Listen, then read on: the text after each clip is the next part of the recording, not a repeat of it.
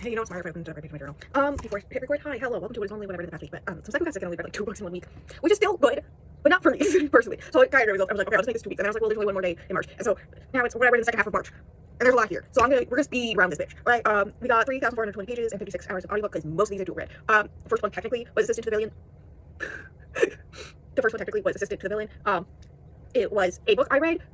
I'm happy I read it to understand why people like it, but I also understand why people don't like it. That ranks a lot for me. 3 stars, and during a much longer time, technically before book finish chapter, I read Butcher Blackbird, which I get the hype for it. I get why people liked it, because there was a bunch of people, like it was more dark romance, made for more people type thing. So I get it, but not for me. 3 stars. Can we catch the theme? Love Unbound, the 5th book in the Black Dragon Brotherhood. This is the bisexual one. Dude, it's wild. If you ignore everything else and just think about the homoerotic undertones of this whole entire one, I think it could just make me go crazy. Anyways, there's ghosts now in my vampire spot, 3 stars. This is not a joke. 13 Mermaids is a graphic novel about a bunch of mermaids who, I say bunch, 3 mermaids, who get really drunk and then decide to become human to get more alcohol, but forget how to turn back. And so they have to be human for a little bit. And it got better near the end, but I did not enjoy it. 2 stars. Then I read the next book in the Melanie Sawyer weird romantasy series. That's just so weird. It's basically the Christmas novella Midwinter's Wedding. That is The Frog Prince retelling. God, wild time, 2.5 stars, which means it's one of the better ones, honestly. Then I was a dummy and forgot to grab my physical copy of the next book. I do this every week. The Lost Metal, the last Mistborn book, at least until 2028. Brandon, yeah, I read the whole thing.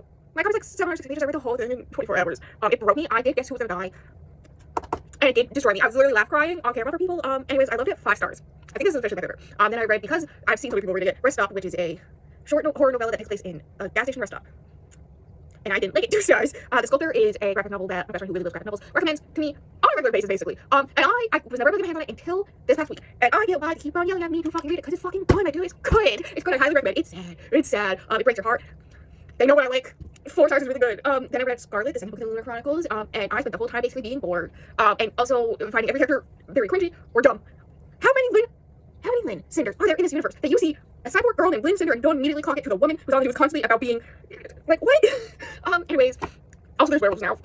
3 stars. And then I started a sequel to a book I started earlier in the month, or read it earlier in the month, Whispering the Walls, except everything that was set up in the previous book, it like immediately was like, nah, no, we're not gonna do that. This is a completely different thing than what we set up. Hope you enjoy it. And I went, no, and did it at like 37 pages. Thanks to the friends for eating to the end of it. And that is everything. That's what I ended off on. I did not manage to finish the last book. So that's that.